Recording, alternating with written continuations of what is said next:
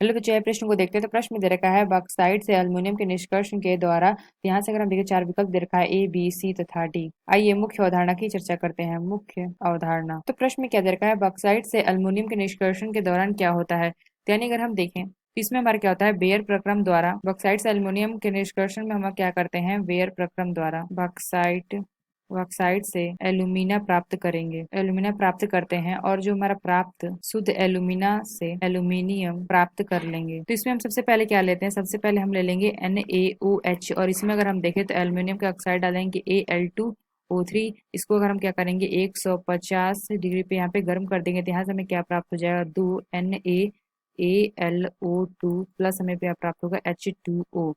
तो यानी हमने क्या देखा, यहाँ पे हमें क्या प्राप्त हो गया, सोडियम मेटा एल्यूमिनेट। और हम क्या करेंगे, यहाँ पे जो हमें NaAlO2 प्राप्त हुआ है, यानी अगर हम देखें तो यहाँ पे हमें प्राप्त हुआ है NaAlO2 प्लस अगर हम देखें तो H2O, इसमें हम प्लस में आ देंगे HCl। तो यहाँ से अगर हम देखें तो यहाँ पे हमें क्या प्राप्त हो जाएगा, AlOH का 3 प्लस हमें प्राप्त होगा NaCl।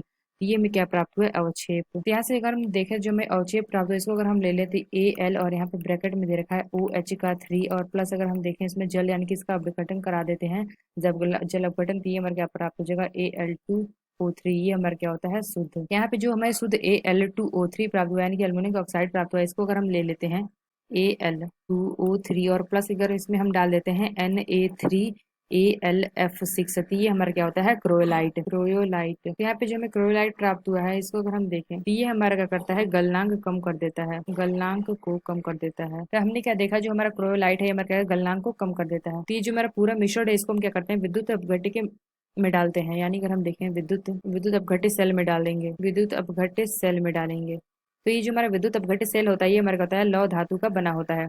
इसमें अगर हम देखें दो इलेक्ट्रोड होता है, एक हमारा एनोड होता है, एक हमारा कैथोड होता है। इसमें अगर हम देखें तो विद्युत अपघट्य सेल में विद्युत धारा गुजारेंगे, विद्युत धारा यहाँ पर हमने क्या देखा, विद्युत धारा यहाँ से गुजारते हैं, तब हमारा क्या होता है, मिश्रण पिघल जाता है। जो हमारा मिश्रण है ये हमारा क्या होता है, पिघल जाता है, यहाँ से हमारा प्रतिरोध के कारण। तो ये जो हमें मिश्रण होता है ये हमारा क्या होता है, गलित अवस्था में होता है। यहाँ पे जो हमें मिश्रण प्राप्त होता है यानी कि मिश्रण पिघल जाता है, यानी अगर हम देखें तो जो हमारे प्रतिरोध के कारण मिश्रण पिघल जाता है, तो ये हमारा क्या प्राप्त होता है, गलित अवस्था में प्राप्त मिश्रण को उच्च ताप पर सुखा लेते हैं। तो सुखाने के बाद हमें क्या प्राप्त हो जाता है, एल्युमिनियम प्राप्त हो जाता है, यानी कि यहाँ पे हमें एल्युमिनियम प्राप्त हो जाता है। तो ये जो हमारा एल्युमिनियम होता है ये हमारा क्या होता है, 99.5% हमारा क्या होता है, शुद्ध होता है।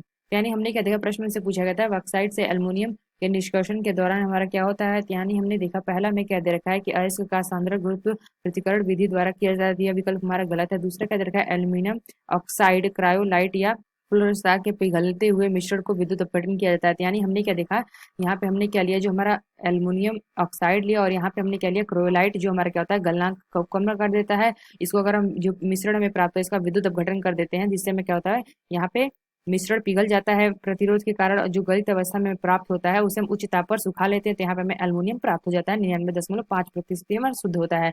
यानी हम कह सकते हैं जो हमारा बी विकल्प दे रखा है यह विकल्प हमारा सही होगा। तो आशा करते हैं आपको समझ में आया होगा। धन्यवाद।